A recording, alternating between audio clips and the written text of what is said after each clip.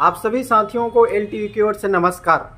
जैसे कि आप सबको मालूम है, सहायक शिक्षक फेडरेशन की प्रांताध्यक्ष चुनाव रायपुर में होने जा रहा है और वह तिथि कल ही है 9 अक्टूबर को, और सिर्फ 24 घंटे से भी कम समय चुनाव के लिए बचे हुए हैं और सारी बिसातें बीत चुकी है।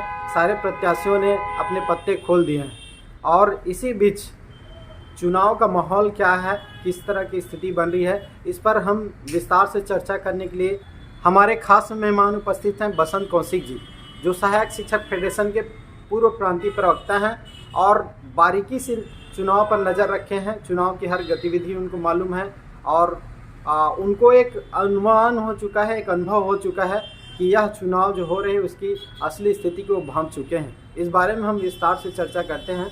आखिर ये जो चुनाव हो रहा है इस पर आपका दृष्टिकोण क्या है, आप क्या बोलना चाहते हैं? सभी को मेरा सादर नमस्कार है। यह जो चुनाव है वो छत्तीसगढ़ सहायक शिक्षक फेडरेशन के लोकतांत्रिक प्रक्रिया का एक हिस्सा है और उसी के तहत 3 साल में सभी जिला अध्यक्ष और ब्लॉक अध्यक्षों के माध्यम से प्रांत अध्यक्ष का चुनाव का जो बैलाज हमारे इस संगठन के द्वारा बनाया गया है उसी का परिपालन है। यह चुनाव नहीं, एक चयन प्रक्रिया है जिसके तहत प्रांताध्यक्ष का चयन करने का अधिकार जिला और ब्लॉक अध्यक्ष सहित संस्थापक सदस्यों को दिया गया है। उसी प्रक्रिया की एक कड़ी है जो 9 तारीख को संपन्न होने जा रही है। इस चुनाव में 4 प्रत्याशी हैं और आज के समय में सबसे उपयुक्त को हमको चुनना है सहायक शिक्षक फेडरेशन के हित के लिए। तो आज की स्थिति में, आज की परिस्थिति में सबसे उपयुक्त उम्मीदवार कौन है आपकी नज़र में? और जो जिला अध्यक्ष हैं, ब्लॉक अध्यक्ष हैं, जो वोटर हैं, उनके लिए आप क्या अपील करना चाहते हैं?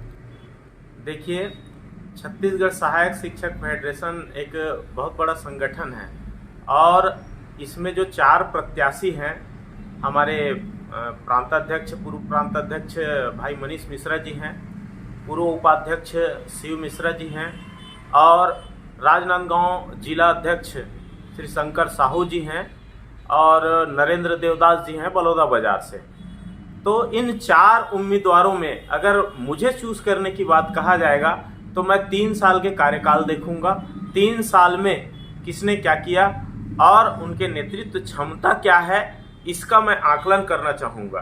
तो अगर मैं उस दृष्टिकोण से देखूं तो इसमें अभी तक मनीष मिश्रा जी सबसे ज़्यादा नंबर लेकर मेरे तरफ से वो सबसे आगे हैं, क्योंकि उसने जो संगठन को दिया है, जो संगठन को पूरे प्रदेश में संगठित किया है और मांग को मुख्यमंत्री तक पहुंचाने में उन्होंने पूरा प्रयास किया है, इसका पूरा श्रेय जाता है मनीष मिश्रा जी के नेतृत्व को। लेकिन इसी में शिव मिश्रा चूंकि उपाध्यक्ष रहे हैं, शंकर साहू जी जिला अध्यक्ष रहे हैं, तो उनकी भी भूमिकाएं हैं।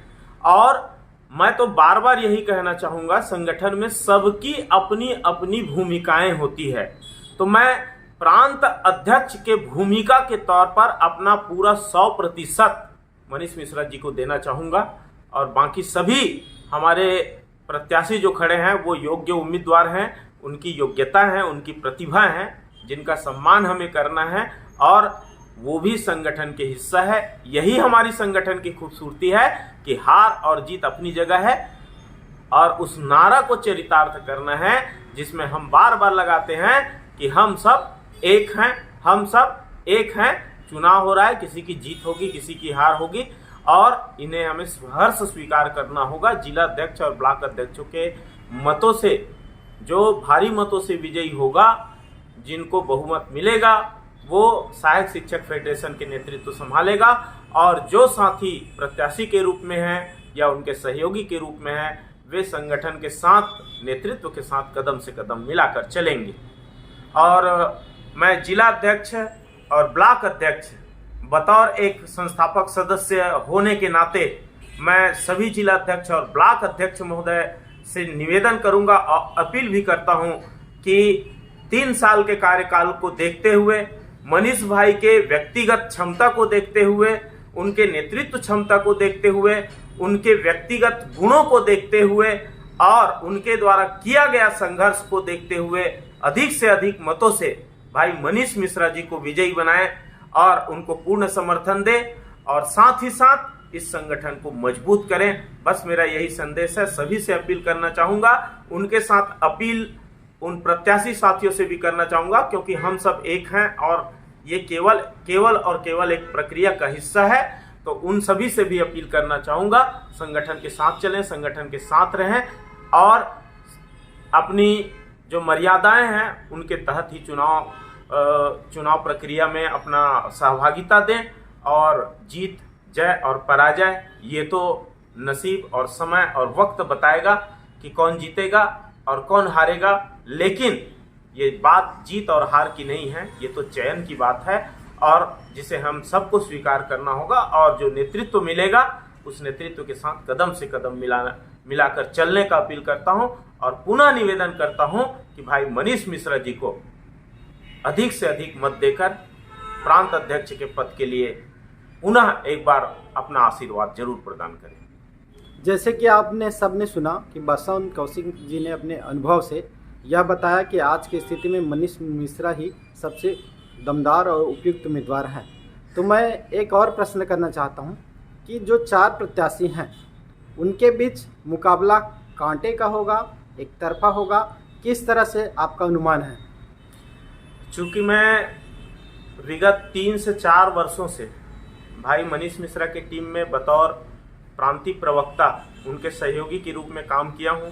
उनके साथ प्रदेश स्तर पर भी बहुत जगहों पर विभिन्न प्रकार के कार्यक्रमों में मैंने शिरकत किया है और जिस हिसाब से जिला और ब्लॉक अध्यक्षों का समर्थन मनीष मिश्रा जी को मिल रहा है, तो मैं अपना अनुमान लगाता हूं कि मनीष मिश्रा जो है पूरे प्रदेश में जिला और ब्लॉक के वोटों का अगर प्रतिशत लें तो कम से कम 90% वोटों से वो विजयी होंगे। ये मेरा अनुमान है, जो मैंने जमीन स्तर पर अनुभव किया है वो मैं ये आप तक शेयर कर रहा हूं कि मनीष मिश्रा पूरे प्रदेश में जितने भी वोट पड़ेंगे उनके 90% वोटों से विजयी हो रहे हैं।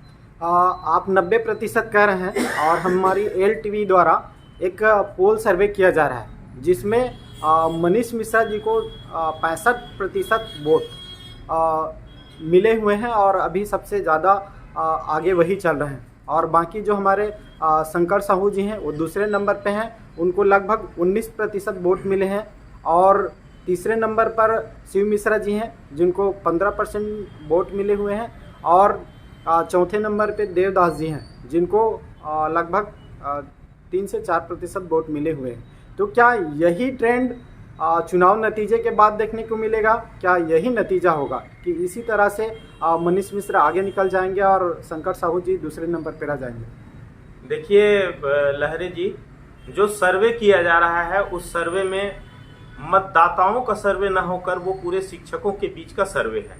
और मैं तो जमीन स्तर की बात बता रहा हूँ कि जमीन स्तर पर आम सहायक शिक्षकों के बीच में मनीष मिश्रा जी की लोकप्रियता उनका काम बोलता है और उस हिसाब से वो 65 से 70% लोग उनको वोटिंग कर रहे हैं। लेकिन बात यहाँ होती है जिला अध्यक्ष और ब्लॉक अध्यक्षों के द्वारा मतदान किया जाना है।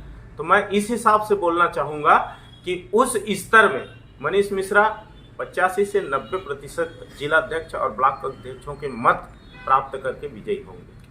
हमसे चर्चा करने के लिए बसंत कौशिक जी आपको बहुत बहुत धन्यवाद। और हम सभी हमारे जो दर्शक हैं, LTV के दर्शक हैं, और उनको बार बार अपील करते हैं कि यदि आप हमारे चैनल को सब्सक्राइब नहीं किए हैं तो सब्सक्राइब ज़रूर कीजिए। और चुनाव की पल पल अपडेट जानकारी के साथ साथ सहायक शिक्षक की पल पल की खबर आपको हम देंगे। प्लीज़ आप हमारे चैनल को सब्सक्राइब कीजिएगा। आप सभी को पुनः नमस्कार।